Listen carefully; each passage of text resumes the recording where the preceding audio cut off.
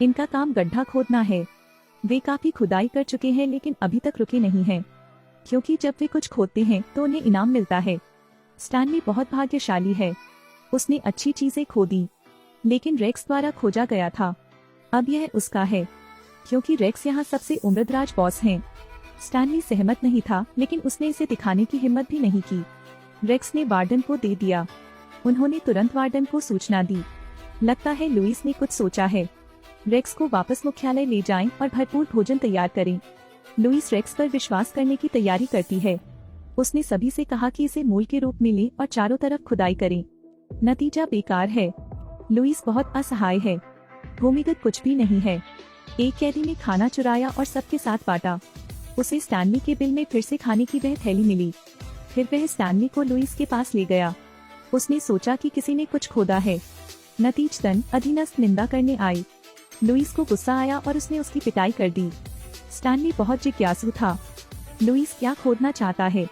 एक दिन उसे भी सच्चाई का पता चला। लुइस के दादा एक व्यभिचारी थे। वह शहर की सबसे सज्जन लड़की से प्यार करता है, लेकिन वह और प्यास वाला सैम एक साथ थे, इसलिए वह सैम को खत्म करने की तैयारी करता है। वार्लो ने शेरिफ से मदद की अपील की। उसने उसकी मदद नहीं की बल्कि जबरदस्ती किस भी किया। वार्लो को भागना पड़ा। अंत में सैम को किसी ने मार डाला। अगले दिन वार्लो शेरिफ से मिलने गया। वार्लो ने उसे गोली मार दी। वार्लो ने एक लाल चुंबन छोड़ा और चला गया। तब से वार्लो बदल गया है। वह लोगों से लड़ती और मारती है। वार्लो दोनों ने पीड़िता के गाल पर लाल चुंबन छोड़ा। उन्होंने उसे रेड लिपस्टिक बैंडेड कहा। पर आश्चर्य, उस दिन वार्लो चार्ल्स के हाथों में पड़ गया।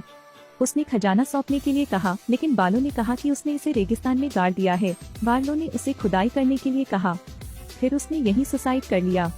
हर दिन चार्ल्स और उनकी पोती साथ काम करते हैं।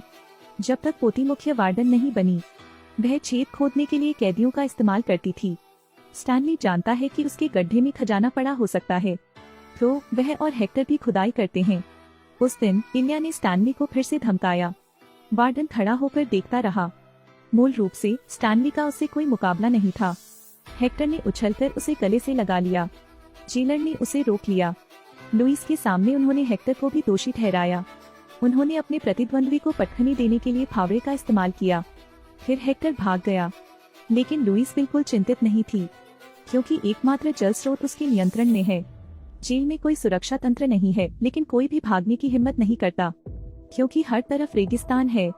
500 मील के भीतर पानी नहीं है। इसके अलावा छिपकली और जहरीले सांप भी हैं। 3 दिन बाहर कोई नहीं बचा, लेकिन ऐसे लोग भी हैं जो विश्वास नहीं करते हैं। वह पानी का ट्रैक भगाकर भाग गया। वार्डन ने तेजी से पीछा किया, लेकिन सीधे गड्ढे में जा गिरा। जब स्टैनली ने सोचा कि वह सफलतापूर्वक भागने वाला है, तो कार छेद में गिर गई। वह तुरंत भाग खड़ा हुआ। स्टैनली को एक पुरानी नाव मिलती है और हेक्टर वहां नीचे झपकी ले रहा था। मूल रूप से स्टैनली अपने दोस्त की मदद करना चाहता था, लेकिन विरोधी उनसे बेहतर बच गया। हेक्टर स्टैनली पानी देता है। यह जेल के खाने से 1000 गुना बेहतर है। वह और अधिक मांगने वाला था, लेकिन हेक्टर ने कहा कि यह आखिरी था। स्टैनली ने आगे एक पहाड़ की खोज की। उनके परदादा भी रेगिस्तान में फंसे हुए थे। पहाड़ को देखकर ही वह बच जाता है। उनके पास कोई रास्ता नहीं है। वे उस पहाड़ पर चढ़ गए, लेकिन बहुत ऊबड़ खाबड़। स्टैनली ने लगभग अपना जीवन खो दिया। हेक्टर ने फावड़े से उसे खींच लिया, लेकिन वह भी घायल हो गया था। अंततः अस्थायी रूप से बेहोश हो जाना। स्टैनली आपको ले जाता है। उसने आखिरकार बहते पानी की आवाज सुनी।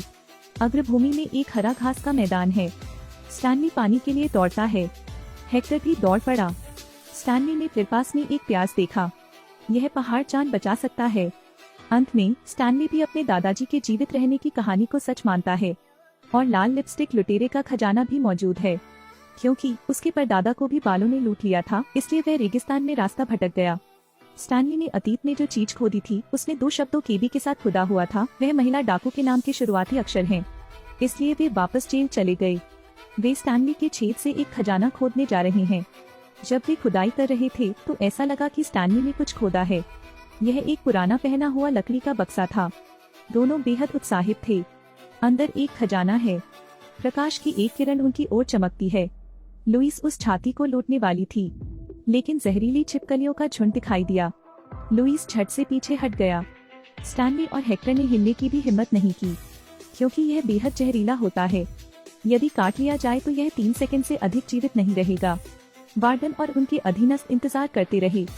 वे चाहते हैं कि तुम दोनों मर जाओ, लेकिन छिपकली बहुत धीमी थी।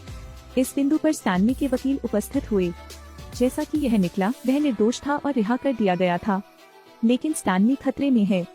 लुइस एक चोर के रूप में स्टैनली की निंदा करती है, अपने पूर्वजों की वह तिजोरी। स्टैनली बेहद परेशान था। उन्होंने लुइस के साथ बहस की। इस बिंदु पर हेक्टर ने बॉक्स उठा लिया। ऊपर स्टैनली के परदादा का नाम है। वार्डन ने देने से इनकार कर दिया, लेकिन वकील ने उसे रोक लिया। अब शेरिफ दिखाई देता है। लुइस ने जिन गार्डों को काम पर रखा था, वे सभी वांछित अपराधी थे। उसने उन लोगों को गिरफ्तार कर लिया। स्टैनली ने घर जाकर डिब्बा खोला। अंदर वह खजाना था जिसे बार्लो ने चुरा लिया था। यह उसके परदादा स्टैनली के लिए उसका मुआवजा है। स्टैनली ने हेक्टर को आधा विभाजित किया। उसने अपने दोस्त को एक परिवार खोजने में मदद की। तब से वे खुशी और खुशी से रहते थे।